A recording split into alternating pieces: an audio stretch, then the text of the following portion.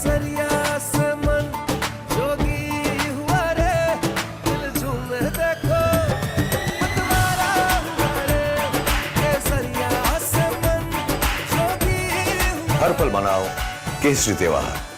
विमल, बोलो जुबान केसरी।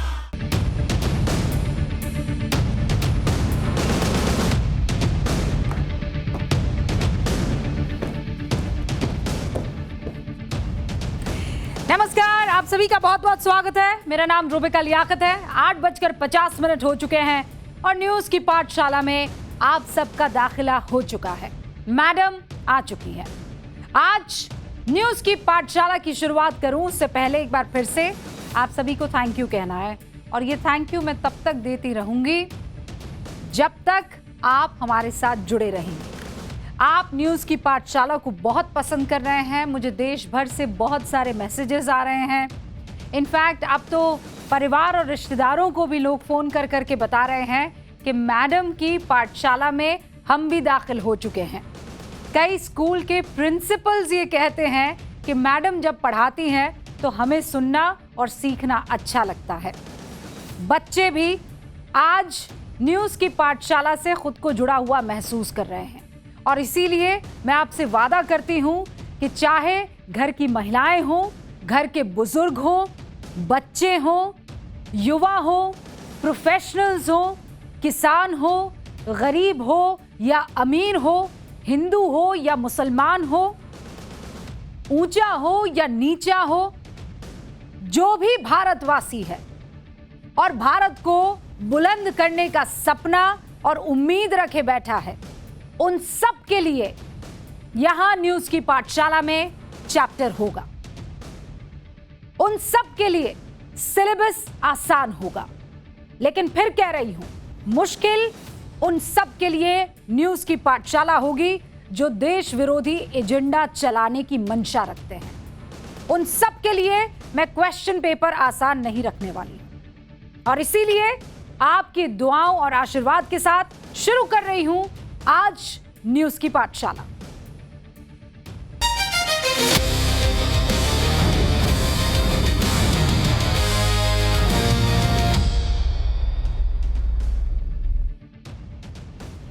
ये न्यूज की पाठशाला की एक्स्ट्रा क्लास है। शनिवार है ना। सबसे पहले आपको बता दूं, पाठशाला की एक्स्ट्रा क्लास में आज आपके लिए कौन कौन से सब्जेक्ट्स और क्लास लगने वाली है। चैप्टर नंबर 1, सरेंडर मोदी का नैरेटिव ट्रंप ने ही फेल कर दिया। ट्रंप ने ऐसा क्या कर दिया ये आपको आगे बताऊंगी, और बड़ा मजा आएगा, आपको आनंद आ जाएगा इस खबर को सुनकर। विपक्ष को ट्रंप ने धोखा दे दिया है। अब ट्रंप विपक्ष को कैसे धोखा देगा वो भी बताऊंगी। विपक्ष क्या करे क्या ना करे की स्थिति में फंस गया है, वो भी आपके सामने होगा। फिर आएगा चैप्टर नंबर 2 जो सबसे महत्वपूर्ण है। कल 22 लाख बच्चों के साथ एनटीए का भी री एग्जाम है, और केवल एनटीए नहीं, इस पूरे देश के सिस्टम, देश की सरकार और एजुकेशन मिनिस्टर का भी एग्जाम है। पेपर से चंद घंटे पहले बच्चों को कौन डरा रहा है, आज उसकी भी क्लास लगेगी। फिर आएगा चैप्टर नंबर 3, 74 करोड़ की सजा पर कैसे सेलेक्टिव चुप्पी हमें देखने को मिल रही है। ये चीखो गैंग जो हर जगह चीखता चिल्लाता है, आज उसकी क्लास भी लगानी जरूरी है। क्यों? क्योंकि पिन ड्रॉप साइलेंस है, इन पर हम कुछ नहीं बोलेंगे। बड़े बड़े पोस्टर और बड़े बड़ी स्टोरीज हम तब पोस्ट करेंगे जब हमारे एजेंडे को सूट करता है, लेकिन असल आजादी की जब लड़ाई आएगी तो घिग्गी बांधकर बैठ जाएंगे। आज उनको भी बेनकाब करूंगी। फिर आएगा चैप्टर नंबर 4, गर्मी से सूखते कैसे बांध परेशानी का सबब बन रहे हैं, सामान्य से कम कैसे हमारा पानी हो रहा है, और हिंदुस्तान को कैसे एक नई रिपोर्ट डरा रही है, आगे आपको बताऊंगी। क्या मुंबई गोवा में सच में पीने का पानी खत्म होने वाला है? यूपी बिहार में कितना बड़ा जल संकट, आपके सामने फैक्ट के साथ रखूंगी इन सारे सवालों का जवाब। और फिर आएगा, सोचा है कभी आपने, हमारा स्पेशल सेगमेंट। ये स्पेशल सेगमेंट हम देशवासियों को जागरूक करने के लिए हमने बनाया है। हम करते तो हैं वो सारी चीजें, लेकिन ना करें इसके लिए सोचते नहीं हैं, और अगर करेंगे तो कैसे जीवन बदल जाएगा इसके बारे में सोचते नहीं हैं। रात में ब्रश करने को क्या कहा जाता है, सोचा है कभी? पाठशाला में पहला चैप्टर जिसमें बताएंगे सरेंडर मोदी का नैरेटिव ट्रंप ने ही कैसे फेल कर दिया। ट्रंप ने ऐसा क्या कह दिया, ये जानना चाहेंगे ना आप? भाई विपक्ष ने ट्रंप से धोखा खा लिया, या ये कहिए ट्रंप ने विपक्ष को धोखा दे दिया। अब विपक्ष क्या करे क्या ना करे में फंस गया है। याद है ना आपको, कॉम्प्रोमाइज पीएम, नरेंद्र सरेंडर, इन सब का डंका पीटने वाले विपक्ष का नैरेटिव धुआं धुआं हो गया है। जो विपक्ष ट्रंप की बातों पर विश्वास कर रहा था, ट्रंप की बातों को कोट करके पीएम मोदी को दसियों दिशाओं से घेर रहा था, उसी ट्रंप ने मोदी को ग्रेट लीडर की डेफिनेशन का पर्यायवाची बना दिया है। सही कह रही हूं। ट्रंप के उस एक बयान ने भारत में रुदाली गैंग को गहरे जख्म दे दिए गए। अब रुदाली गैंग कौन है, पता है किसी को? है ना, मैं बता देती हूं। रुदाली गैंग वो है जिसे हर काम में रोना आता है। अच्छा काम करे देश तो रोना आता है, बुरा काम चली रोना आ ही जाता है। पीएम की कोई तारीफ करे तो रोना आता है, कोई पीएम की तारीफ ना करे तो रोना आता है। एक नैरेटिव बनाकर वो गैंग चलता है। रोना उसका फेवरेट काम है, इसीलिए उसे रुदाली गैंग कहते हैं। तो ये इकोसिस्टम काम करता है इसी पूरे नैरेटिव पर कि फला ने मोदी को देखिए कैसे नीचा दिखाया, फला ने कैसे वॉर रुकवा दी, फला ने कैसे एक्सपोज कर दिया।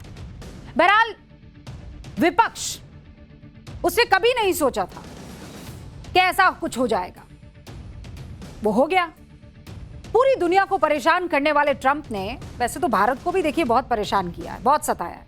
कभी टैरिफ बढ़ाकर सताया, कभी तेल का प्रेशर बढ़ाकर सताया है।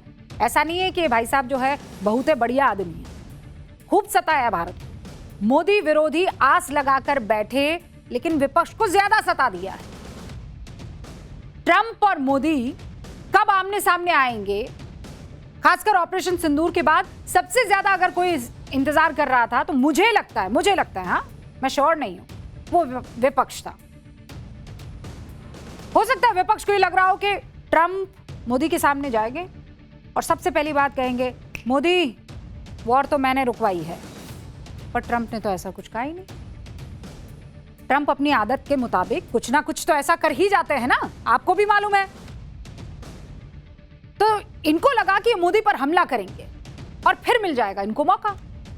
लेकिन डोनाल्ड ट्रंप तो भैया सब चौपट कर गए। सारी उम्मीदों पर, उम्मीद के मुताबिक आदमी ने पानी फेर दिया। एक्सपेक्टेड लाइंस क्या थी? मोदी और ट्रंप मिलेंगे तो ट्रंप कहेंगे, क्यों भाई मोदी, मैंने फोन नहीं किया था तुमको, मैंने वॉर नहीं रुकवाई थी, रुकवाई कि नहीं रुकवाई बताओ मोदी। लेकिन नहीं, ये तो उल्टा पड़ गया।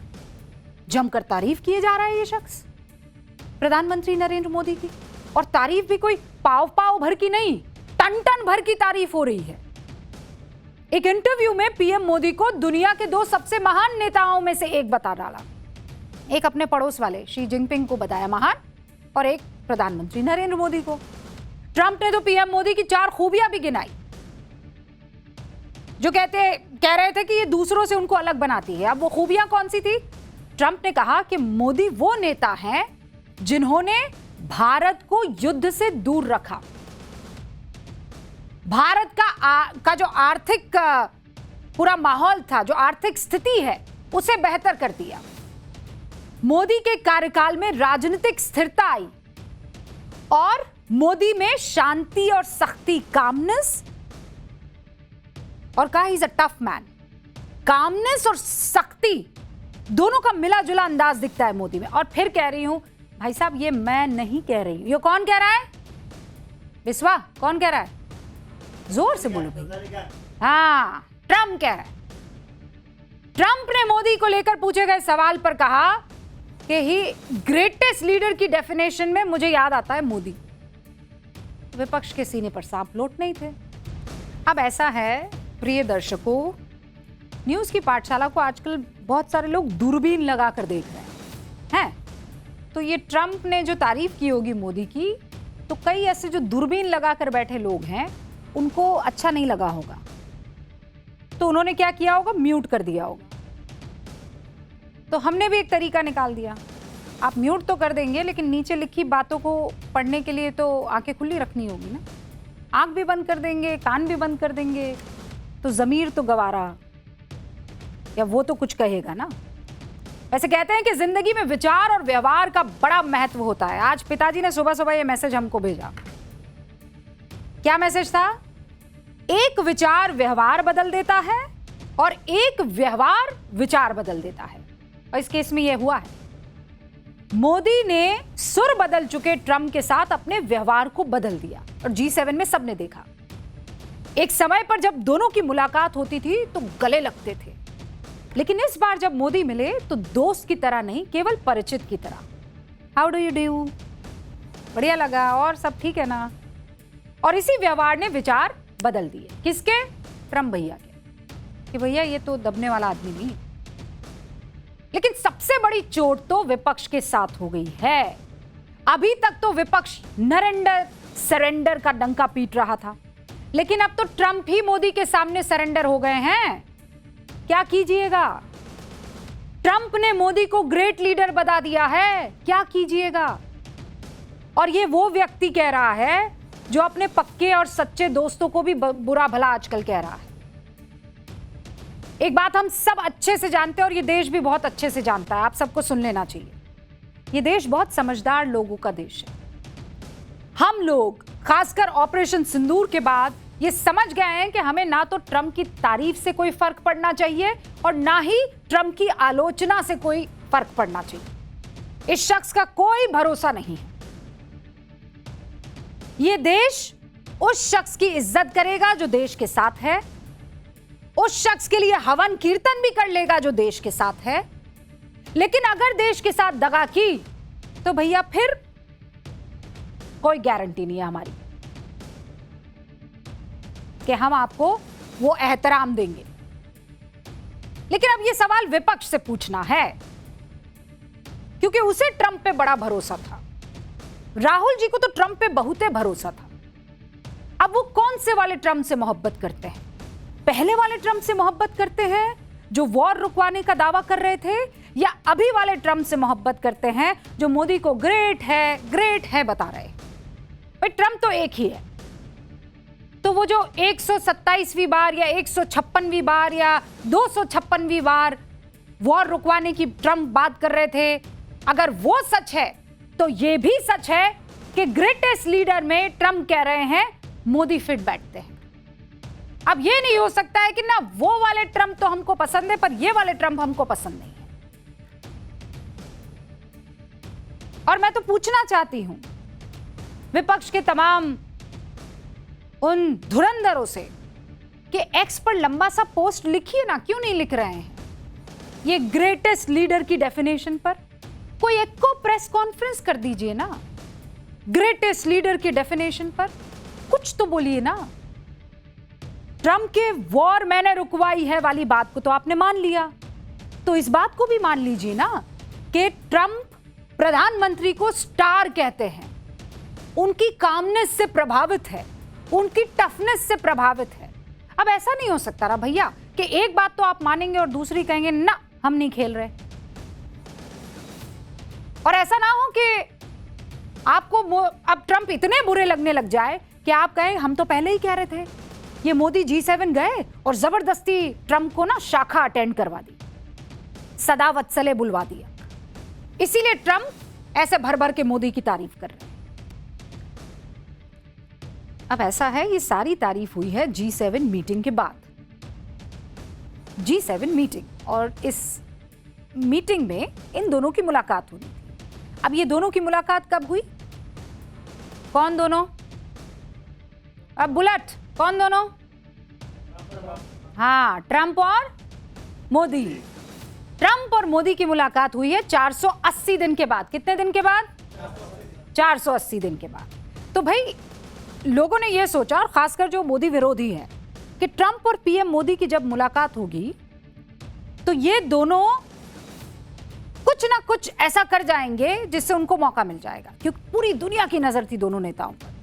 दोनों नेताओं की बॉडी लैंग्वेज को डिकोड किया जा रहा था, एक एक डिस्क्रिप्शन जो है वो नोट किया जा रहा था। गौर से तो कांग्रेस ने भी देखा और तभी तो पूरी शिद्दत से ढूंढ कर निकाला एक वीडियो वीडियो निकाला जिसमें पीएम एक पर्ची हाथ में थामकर बैठे हुए हैं। बस फिर क्या था, शुरू हो गया अटैक मोड में कंपैरिजन। पूर्व पीएम मनमोहन सिंह जी का एक वीडियो शेयर किया जा रहा था और उस पर लिखा जा रहा था, तब चर्चे वाले प्रधानमंत्री, अब पर्चे वाले प्रधानमंत्री। पीएम के दौरे से जितनी भी शिकायतें कांग्रेस को थी वो सब प्रेस कॉन्फ्रेंस करके बता डाली। वो प्रेस कॉन्फ्रेंस आपके सामने। अब जब आप साथ में बैठे थे मोदी साहब, न तो आपने ये 3 सेलर्स का मुद्दा उठाया, यूं करके यूं करके यूं करके यूं करके नहीं उठाया, न आपने इस one sided lop sided deal के बारे में कुछ बात की, और ना ही आपने ऑपरेशन सिंदूर के सीज फायर का मुद्दा उठाया। 120 बार, हमारे जयराम रमेश जी ने पूरा काउंट रखा हुआ है इसका, 120 बार डोनाल्ड ट्रंप ने कहा कि मैंने धमकाकर सीज फायर करवाया है भारत का पाकिस्तान के साथ, भारत को धमकाया। मोदी जी चुप। आप मुझे बताइए। पवन जी ने एक और बात बताई जो वाकई चौंकाने वाली है, और मैं चाहती हूं आप उस बात को भी सुन लीजिए। सोफे के अंदर ऐसे दुबक के बैठे हुए थे और कागज पढ़ के कह रहे थे एक्सीलेंसी एक्सीलेंसी एक्सीलेंसी एक्सीलेंसी। जो इंटरप्रेट कर रहा था, जो अनुवाद कर रहा था, उसको भी शर्म आ गई। उसने एक्सीलेंसी का अनुवाद नहीं किया, उसने मिस्टर प्रेसिडेंट बोला। अब पवन सा ये कह रहे हैं कि एक्सीलेंसी एक्सीलेंसी एक्सीलेंसी का बड़ा इस्तेमाल कर रहे थे, ठीक नहीं, वेरी बैड। अब बात तो सही है, ट्रंप तो अमेरिका के प्रेसिडेंट हैं। अब ऐसे में मिस्टर प्रेसिडेंट ही तो कोई बोलेगा ना। हमें ये लगा कि एक्सीलेंसी एक्सीलेंसी ये क्यों बोल रहे हैं भाई प्रधानमंत्री नरेंद्र मोदी? ऐसे थोड़ी किसी पहले के प्राइम मिनिस्टर ने बात कही होगी भारत के। फिर हमने कुछ पुराने वीडियो खंगाले। मनमोहन जी ने कुछ ऐसा बोला, क्या बोला है? एक्सीलेंसी बोला। अच्छा, बुलेट क्या बोला? एक्सीलेंसी। प्रशांत क्या बोला? एक्सीलेंसी। ओहो, तो पीएम साहब जब उस वक्त थे मनमोहन जी, और ओबामा जी उनके बगल में खड़े हैं, तो ओबामा उस वक्त पोटस ही थे, president of the United States ही थे। तो मनमोहन जी कह सकते हैं एक्सीलेंसी, लेकिन प्रधानमंत्री नरेंद्र मोदी नहीं कहते हैं पवन हुक्म एक्सीलेंसी। क्यों? तब में और अब में ऐसा क्या फर्क है? क्या चेंज हुआ है? ओबामा और ट्रंप, यही दो तो चेंज हुए हैं। तो फिर मनमोहन जी एक्सीलेंसी कह सकते हैं, लेकिन प्रधानमंत्री एक्सीलेंसी नहीं कह सकते। ट्रांसलेटर, वो जो वहां पर ट्रांसलेटर बैठा हुआ था, उसे शर्म आ गई और वो कह रहा है मिस्टर प्रेसिडेंट। भाई, आप जब इस तरीके की बातें करते हैं तो थोड़ा इतिहास देखकर करेंगे ना। आपको लगता है कि दुनिया को नहीं समझ में आएगा, आप कुछ भी कह जाएंगे और उसे एकदम पानी के घूंट की तरह हम पी लेंगे।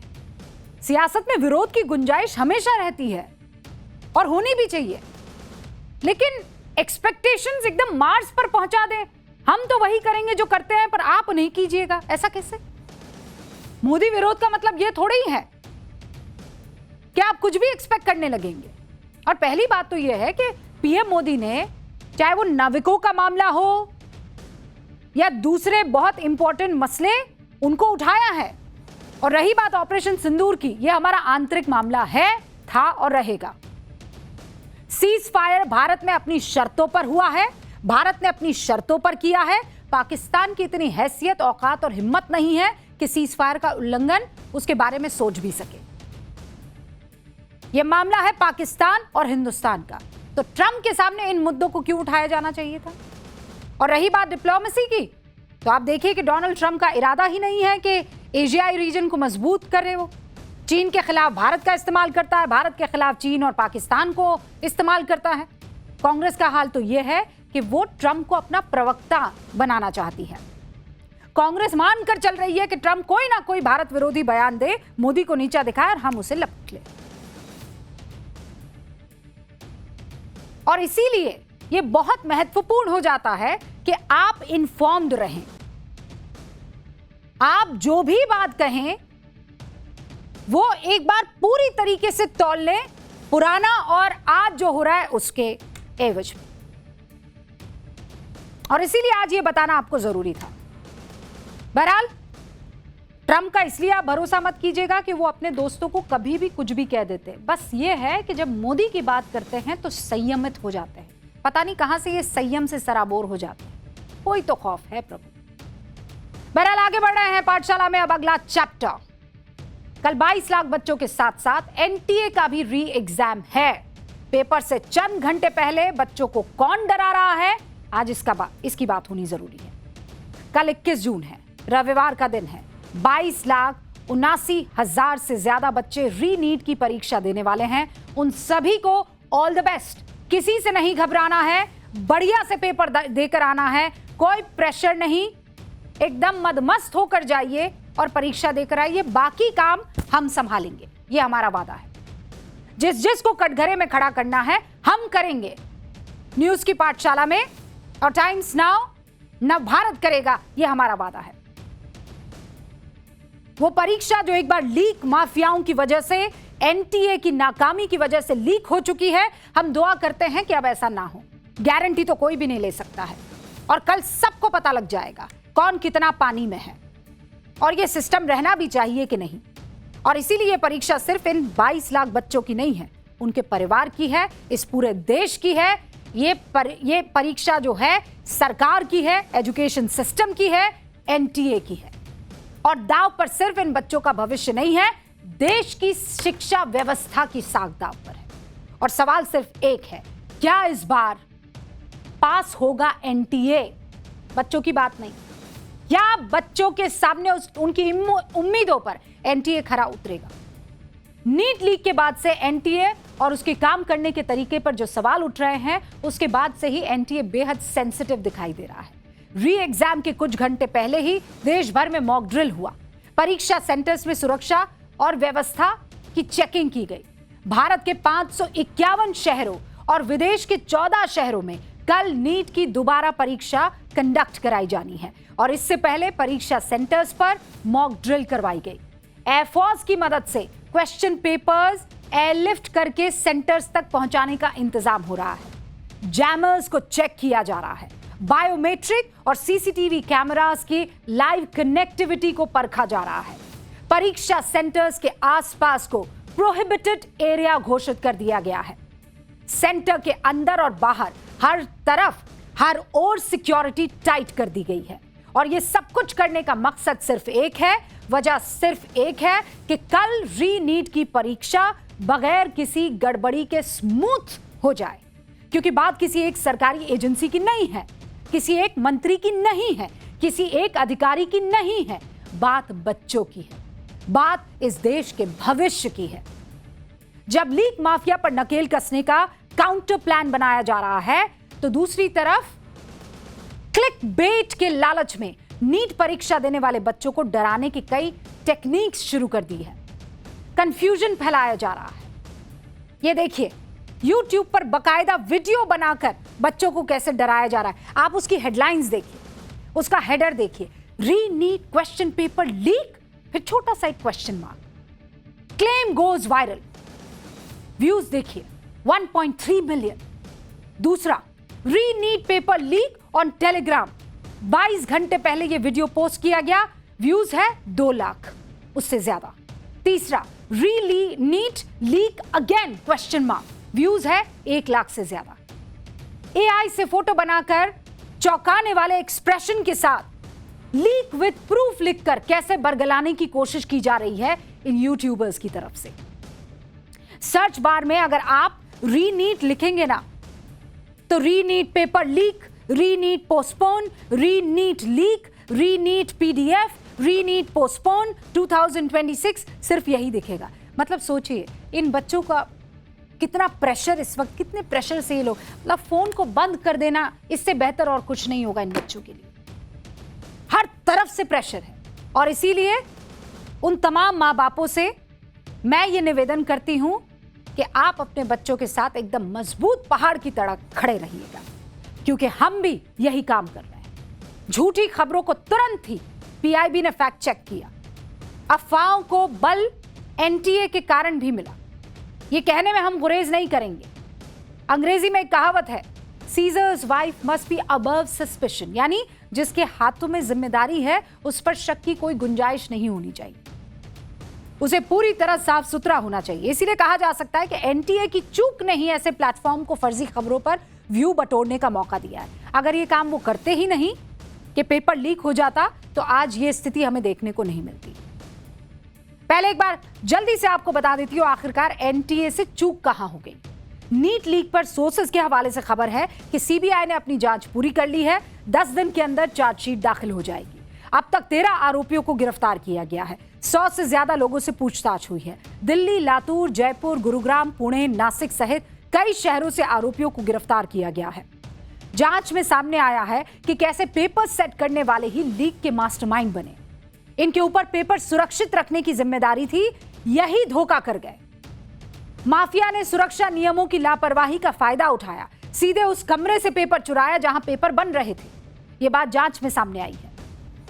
2024 के पेपर लीक के बाद एनटीए ने कॉन्फिडेंशियल ऑपरेशंस यानी कॉन ऑप्स लागू किए थे, जिसका मकसद था कि पेपर सेटिंग प्रक्रिया को पूरी तरह सुरक्षित बनाया जाएगा, अनऑथोराइज्ड एक्सेस को रोका जाएगा और पेपर की डिजिटल ट्रैकिंग करना, हर गतिविधि का लॉग रखना। लेकिन 2026 में इन नियमों को उतनी सख्ती से लागू ही नहीं किया गया जितना 2025 में किया गया, और इसी का लीक माफिया ने फायदा उठाया। 2026 लीक की शुरुआत और शुरुआती पेपर सेटिंग स्टेप में सेंध लग गई और पेपर हो गया लीक। ये तो हुई गलतियों की बात, पर ऐसा नहीं है कि एनटीए ने इस चूक से सबक नहीं लिया। कल होने वाले एग्जाम को लेकर एनटीए बेहद संजीदा दिख रहा है। युद्ध स्तर पर काम हो रहा है।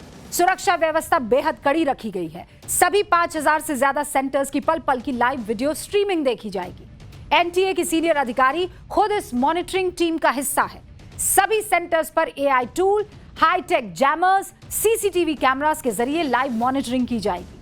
हाई सिक्योरिटी जोन में इसे तब्दील कर दिया गया इन सेंटर्स को, और इसके इर्द गिर्द 3 लेयर सिक्योरिटी घेरा बनाने का प्लान है।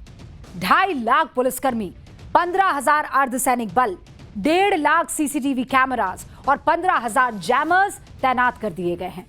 सेंटर्स पर स्वतंत्र निगरानी के लिए 6,669 इनविजिलेटर्स तैनात किए जाएंगे। क्वेश्चन पेपर ले जाने के लिए सेना की मदद ली जा रही है। वायुसेना के हेलीकॉप्टर्स के जरिए क्वेश्चन पेपर्स भेजे जाएंगे। रीनीट को लेकर एनटीए की बच्चों को सलाह है कि परीक्षा सेंटर पर समय से पहले आप पहुंच जाइए, क्योंकि दोपहर 1:30 बजे तक एंट्री गेट को बंद कर दिया जाएगा। उसके बाद नो एंट्री होगी। ड्रेस कोड का पालन कीजिएगा। सेंटर्स पर सिर्फ अनुमति वाली चीजें ही ले जाइए।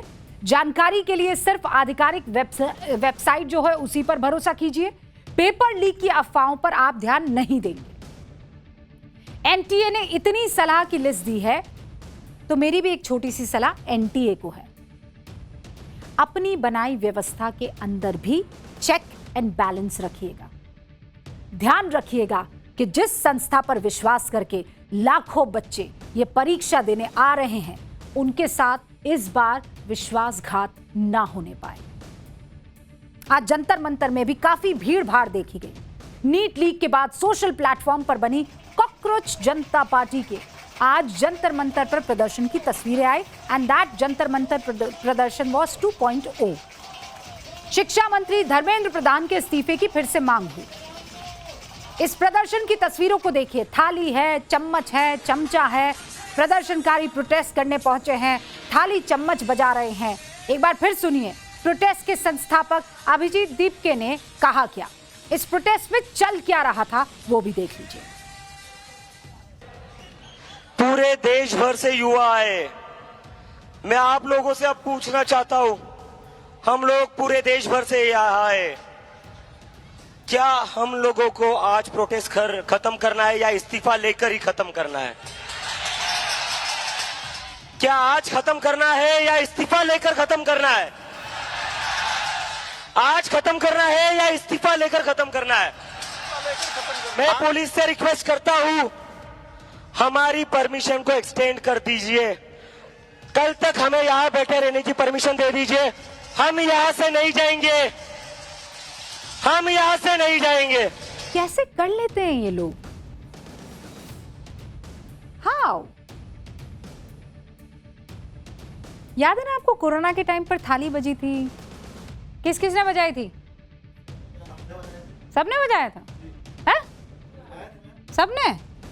सबने बजाया था। आज तो एक फीमेल स्टूडेंट भी हमारी आई हुई है, सबने थाली बजाई थी। लेकिन जब थाली बजाई थी तो मजाक उड़ा था कि नहीं उड़ा था? है ना? बहुत उड़ा था ना? हाँ, तो उसमें तो मजाक उड़ा था, पर यहाँ पर जो हो रहा है वो सब बढ़िया हो रहा है। ये थाली बजाने में धुन है भैया। आप लोगों की थाली जो थी ना वो बेसुरी टाइप की थी। गजब है, हद है। मतलब आप वहां पर परमिशन लेने की बात कर रहे हैं, फिर कह रहे हैं हम यहां से हटेंगे नहीं। एक बात होगी ना, दोनों बात थोड़ी हो सकती है। परमिशन नहीं है तो हटना पड़ेगा, और हम हटेंगे नहीं, दूरी लगाकर बैठ जाएंगे, ऐसे थोड़ी होता है। और दूसरी बात ये, कॉकरोच पार्टी वाले अभिजीत दिपके और उनकी इस कॉकरोच पार्टी के लिए ये एग्जिस्टेंस की लड़ाई है, अस्तित्व की लड़ाई है। उन्हें भी पता है कि इस वक्त नीट लीक मुद्दा है, और अगर ये मुद्दा भी उनके हाथ से निकल गया, फिसल गया, तो सोशल मीडिया की ये पार्टी एक मीम पेज बनकर रह जाएगी, कुछ बचेगा ही नहीं। क्या करेंगे? थाली बजाएंगे। आगे बढ़ रही हूं। नीट पेपर लीक पर तमाम तैयारियों और नाकामियों के बीच सियासत की रफ्तार थोड़ी ज्यादा है। वो छोटी वाली आपने देख ली, होनी भी चाहिए। आम जनता का मुद्दा है। विपक्ष का नेता अगर इस पर आवाज नहीं बुलंद करेगा तो किस पर करेगा?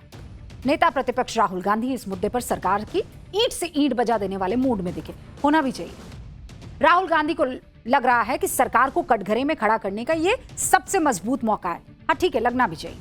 कुछ भी हो जाए मुद्दा हाथ से नहीं जाना चाहिए। हाँ ठीक है, ये भी बढ़िया बात है। इसीलिए वो ताबड़तोड़ सवाल दाग रहे हैं। देश के शिक्षा मंत्री से इस्तीफा मांग रहे हैं, पॉइंट है।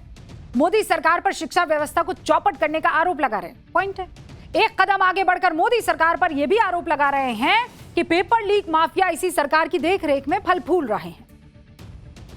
यह लिखा है, पेपर लीक माफिया इसी सरकार की देखरेख में फल फूल रहे हैं।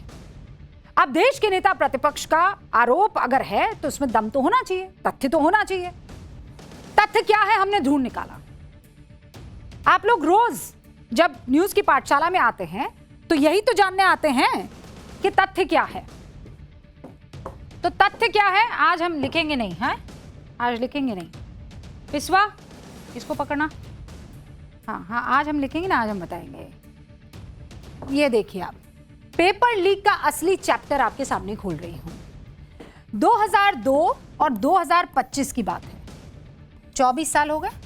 2002 से लेकर 2025 कितने पेपर लीक हुए हैं? कितने पेपर लीक हुए? 45। प्रधानमंत्री कौन कौन से थे जानना चाहेंगे ना आप? पहला नंबर आता है अटल बिहारी वाजपेयी का। सरकार कौन सी थी? एनडीए की। दूसरा नंबर आता है मनमोहन सिंह का। सरकार कौन सी थी? यूपीए की।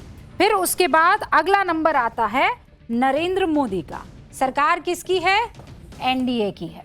ठीक है, तो यहां पर जो इस वक्त हमने देखा वो क्या देखा कि जो सरकारें थी वो अलग अलग यहां पर देखने को मिल रही थी।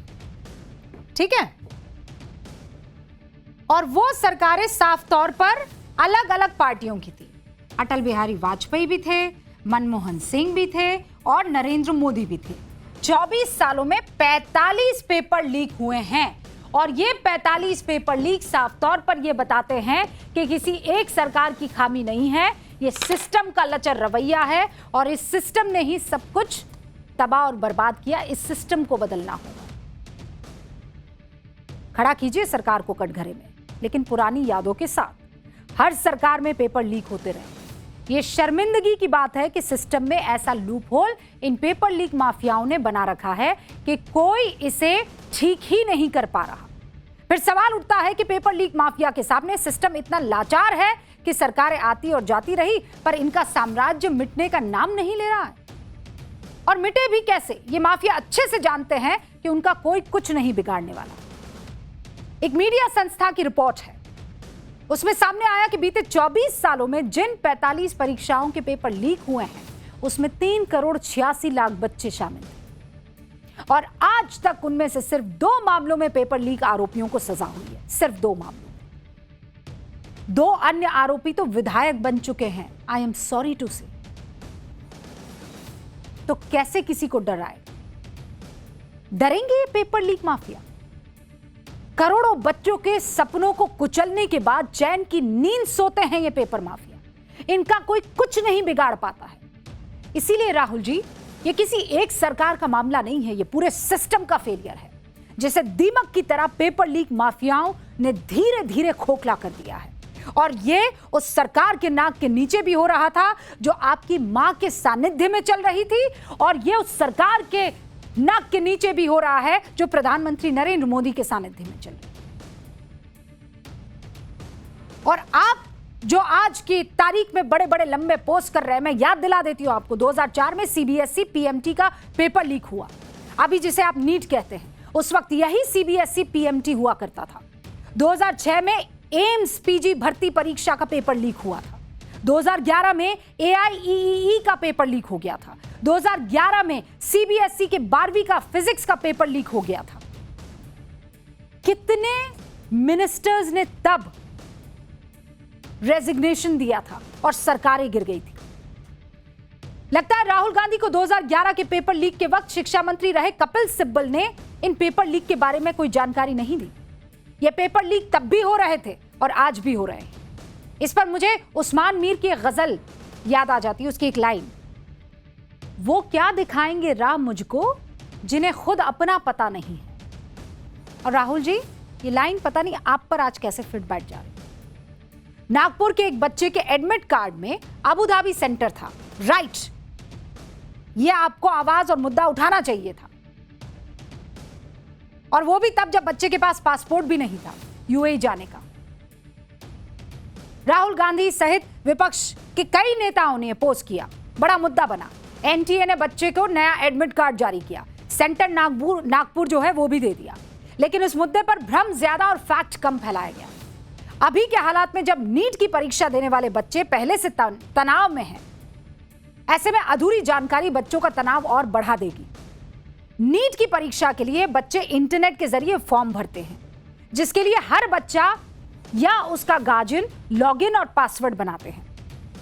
फिर वो खुद ही चुनते हैं कि परीक्षा कहां देनी है।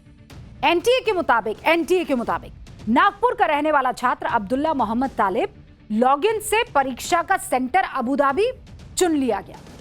उसे 2 बार चेक भी किया गया, लेकिन सेंटर बदला हुआ नहीं दिखा, तो एडमिट कार्ड उसे जारी कर दिया गया। अब मैं ये नहीं कह रही हूं, किसी तरह का कोई बचाव नहीं है, मैं बिल्कुल क्लियर कर दूं, ये एक ह्यूमन एरर भी हो सकता है, लेकिन जब जब नीट की एक परीक्षा पेपर लीक के कारण कैंसल हुई है, तो ऐसे में हर चीज फूक फूक कर कदम रखने जैसा है। देश में हर तरफ नीट पर चीख सुनाई दे रही है। किसी भी गलती को सियासी मोहरा बनाने की कोशिश हो सकती है। जब वक्त 23 लाख बच्चों के मनोबल को बढ़ाने का है, उस वक्त बच्चों के कंधे पर बंदूक रखकर सियासत साधना, आप मुझे बताइए कितना सही है। मैं कह रही हूं, कटघरे में खड़ा कीजिए, शिक्षा मंत्री हो, एनटी हो, सरकार हो, सबको खड़ा कीजिए। लेकिन ठीक एक दिन पहले जब बच्चों को परीक्षा में बैठना है, तो मनोबल बढ़ाइए, मोटिवेट कीजिए। परीक्षा हो जाए, उसके बाद एकदम हुजूम लेकर सड़कों पर उतरिए। 23 लाख बच्चों की आवाज बन जाइए। करोड़ों अभिभावकों को थोड़ा अभी चैन की सांस लेने दीजिए। उनके कंधों को अभी इस्तेमाल मत कीजिए। इन माफियाओं के खिलाफ आंदोलन जारी रखिए, लेकिन बच्चों को भ्रम में मत डालिए। अगर ऐसा कर लें तो हमारे लिए फायदे का सौदा होगा, समाज के लिए।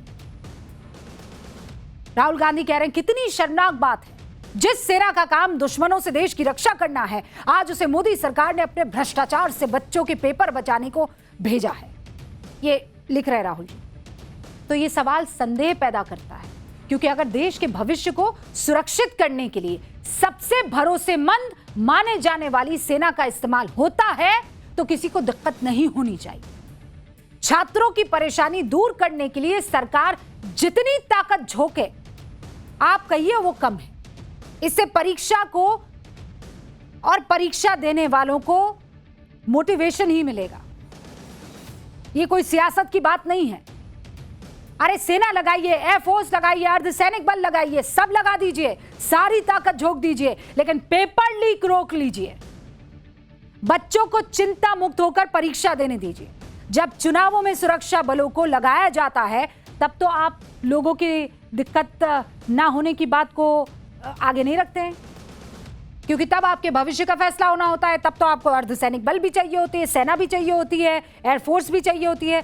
बच्चों के भविष्य के लिए ये एयरफोर्स लगाए तो आपको दिक्कत हो रही है, अखर रही है। क्यों?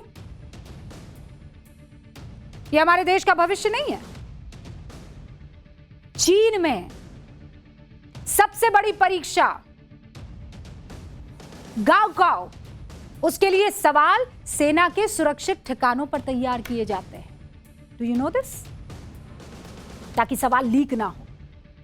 दक्षिण Korea college scholastic ability test के वक्त पूरा देश थाम दिया जाता है, रुक जाता है। जब बच्चे अंग्रेजी के सुनने वाले सेक्शन की परीक्षा दे रहे होते हैं तो दक्षिण कोरिया में 35 मिनट के लिए हर तरह के प्लेन की उड़ान पर रोक लगा दी जाती है। मिस्र में ग्रेड 12 हाई स्कूल की परीक्षा के दौरान सड़कों पर सेना की आर्म्ड गाड़ियां तैनात रहती है ताकि कोई गड़बड़ी ना हो। तो क्या ये जितने भी मुल्क हैं ये गड़बड़ी कर रहे हैं? ये ठीक नहीं कर रहे हैं। बच्चों के सुनहरे भविष्य के लिए कोई सैन्य मुख्यालय का अगर इस्तेमाल हो रहा है तो कोई देश अगर पूरी तरह से बंद हो रहा है और कहीं अगर पेपर सेना के देखरेख में तैयार हो रहे हैं तो काम गलत नहीं है, नीयत ठीक है, परेशानी की बात नहीं है। खैर, नौ निहालों को मैं ये कह दूं कि ऑल द बेस्ट, खूब मन लगाकर परीक्षा दीजिएगा। सर्व सफलता भवतु, ऑल द बेस्ट। और एनटीए को कहना चाह रही हूं क्योंकि बच्चों के साथ साथ एनटीए की साख की भी परीक्षा है, ऑल द बेस्ट। और उन माँ बाप को लिए भी जो रात रात भर जग कर अपने बच्चों की तैयारी में सब कुछ निछावर कर देते हैं, यू आर द बेस्ट। कोशिश करने वालों की कभी हार नहीं होती। अब आगे बढ़ रहे हैं। पाठशाला में अब क्लास कपड़ों पर मिली कोड़ों की सजा की।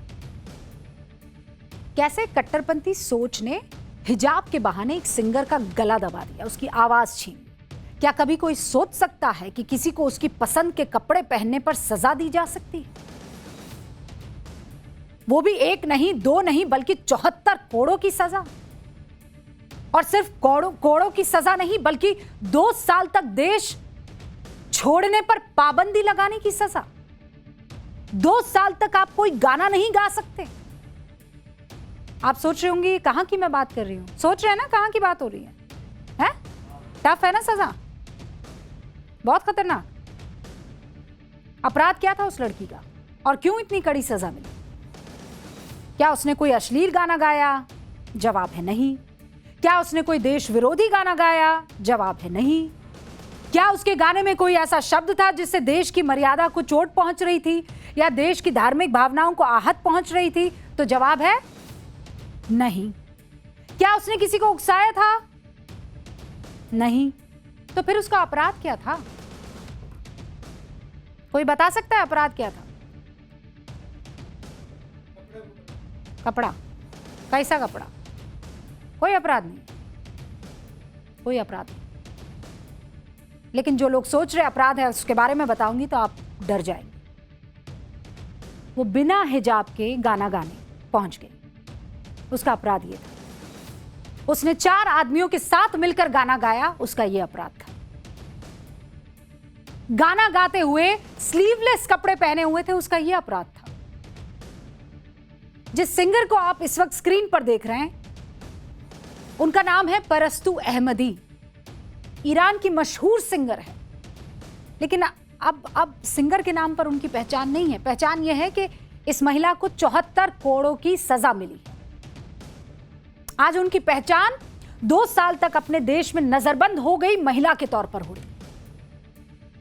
2 साल तक आर्टिस्टिक एक्टिविटीज नहीं करेंगी ये महिला। अब लोग इनको ऐसे पहचानते हैं। 2 साल तक ये महिला गाना नहीं गा सकती, सिर्फ इसलिए क्योंकि उसने स्लीवलेस पहनी, सिर्फ इसलिए क्योंकि 4 मर्दों की मौजूदगी में उसने गाना गाया। 31 साल की परस्तु अहमदी ने दिसंबर 2024 को YouTube के लिए परफॉर्मेंस दी। 27 मिनट के अपने परफॉर्मेंस में परस्तु ने बगैर हिजाब के एक लाइव कॉन्सर्ट किया। गाना कौन सा गाया था? उसने ईरान का एक लोकप्रिय देशभक्ति गीत आज खूने जवानाने वतन यानी मातृभूमि के युवाओं के खून से यह गाना गाया। अरे किसी भी देशवासी को उस बेटी पर फख्र होना चाहिए था कि उसने अपनी खूबसूरत आवाज में देशभक्ति का तराना छेड़ा। और किया क्या? वहां की कोर्ट ने इस बेटी को 74 करोड़ की सजा सुनाई। सजा सुनाने वाली ईरानी कोर्ट ने आर्टिस्ट पर अश्लील कंटेंट पब्लिश करने और सार्वजनिक शालीनता का उल्लंघन करने का आरोप लगाया।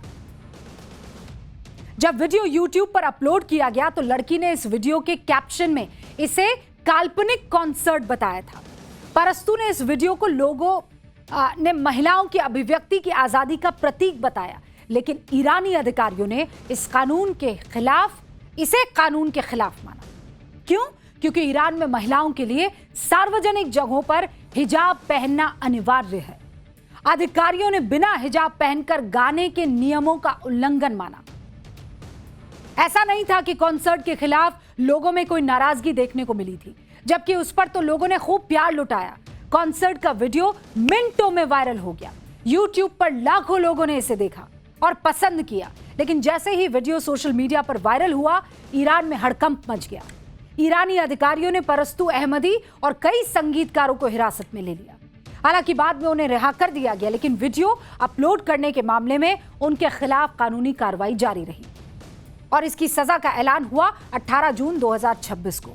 और सजा भी ऐसी जिसके बारे में जिसने सुना हो वो हैरान रह जाए, कलेजा मुंह को आ जाए। लेकिन मेरा सवाल उस रुदाली गैंग से है, उस चीख मारने वाली गैंग से है, जो जरा जरा सी बात पर हमारे देश में हड़कंप मचाने की कोशिश करती है कि यह देश महिलाओं के खिलाफ है, फला कौम के खिलाफ है, फला मजहब के खिलाफ है। आज सवाल सिर्फ ईरान का नहीं है, सवाल है सेलेक्टिव संवेदनशीलता का, सेलेक्टिव आउटरीच का। सवाल है कि अगर किसी गाने की कीमत एक महिला को 74 करोड़ के तौर पर चुकानी पड़ती है तो क्या दुनिया सिर्फ तमाशबीन बनी रहेगी? सबसे बड़ा सवाल, जो लोग इस मुद्दे पर महिलाओं की आजादी की बात करते हैं, बोल के लब आजाद है, अरे बोल के लब कहां सिल गए? ऑल आइज ऑन तेहरान अब नहीं है, ऑल आइज ऑन रफा अब नहीं है, ऑल आइज ऑन गजा अब नहीं है। जहां राजनीतिक फायदा वहां पे हम ऑल आइज करेंगे और बाकी हम आंख बंद कर देंगे। महसा अमीनी आंख बंद कर देंगे। पूरी दुनिया में नारा गूंज रहा था, विमेन लाइफ फ्रीडम। सेलिब्रिटीज बोल रहे थे, एक्टिविस्ट बोल रहे थे, मानवाधिकार संगठन बोल रहे थे। जब गाजा में युद्ध हुआ, all eyes on Rafah, all eyes on Gaza. Sansad Bhavan में तो बैग लेकर घूम रहे थे लोग, फिलिस्तीन वाला।